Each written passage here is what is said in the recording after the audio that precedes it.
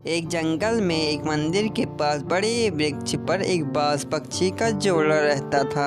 एक दिन एक मादा बाज ने 2 अंडे दिए और उन अंडों से प्रकाश पैदा हुआ। फिर दोनों अंडों से 2 पक्षी बाहर निकल कर आए। वो दोनों बच्चे बड़े तंदुरुस्त थे। एक बच्चे का नाम जिम्बा और एक बच्चे का नाम बिम्बा था। वो दोनों देखते ही देखते जवान हो गए और सभी दिशाओं में उड़ने लगे।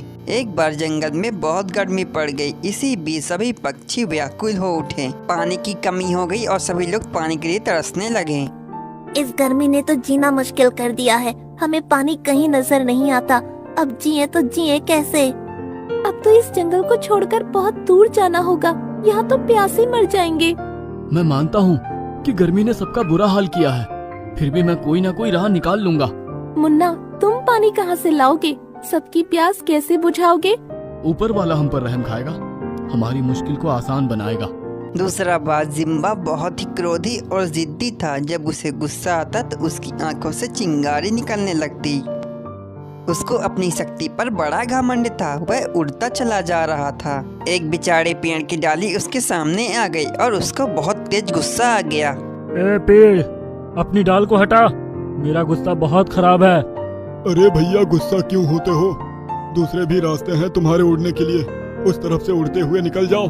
क्यों मुझे परेशान कर रहे हो? मुझसे जबान लड़ा रहे हो, अंजाम बहुत बुरा होगा। जिम्बा ने एक बार पेड़ को गुस्से से देखा तो पेड़ में आग लग गई और वो झुलस गया। देख लिया मेरे गुस्से का अंजाम। पेड़ का काम हो गया तमाम। अब मुझसे जो टकराएगा जलकर राख बन जाएगा। इतना कहकर जिम्बा वहाँ से उड़कर चला गया। लेकिन धीरे धीरे पूरे जंगल पर आग लग गई। सभी प्राणी और पशु पक्षी इधर उधर भागने लगे। बाज के बड़े बेटे बिम्बा ने आसमान में देखा और भगवान से प्रार्थना करने लगा। उसकी आंखों से रोशनी निकलने लगी और अचानक से बरसात शुरू हो गई। देखते ही देखते आग बुझ गई और चारों तरफ पानी ही पानी हो गया। गड्ढे और तालाब पानी से लबालब भर गए। जिम्बा आश्चर्य से सब कुछ देख रहा था। वो समझ गया कि उसके अंदर ईश्वर ने पानी बरसाने की शक्ति यानी कि जादू दे दिया है। सभी पशु पक्षी खुश होकर रहने लगे। बिम्बा के गुण गाने लगे। ये बात जिम्बा को बिल्कुल नजर नहीं हुई। उसने गुस्से में आकर सभी पेड़ों को जला दिया। अब देखता हूँ सिम्बा क्या कर लेता है। मेरी शक्ति के सामने सिम्बा कुछ भी नहीं है। पेड़ तो जल ही गए हैं। इन पेड़ों पर रहने वाले पक्षी बेघर हो गए हैं।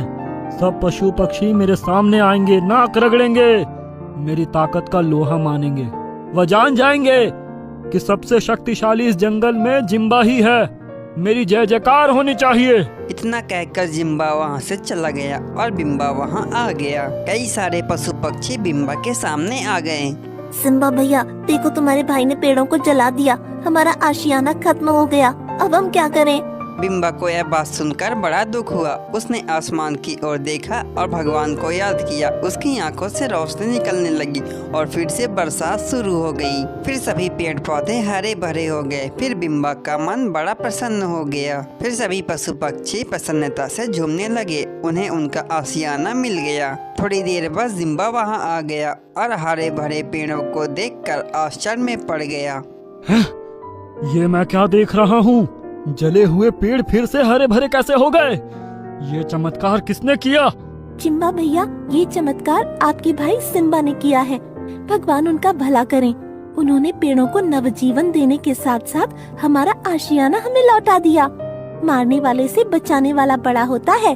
खामोश! सबसे बड़ा मैं हूँ। मैं जिसे चाहे उसे नष्ट कर सकता हूँ।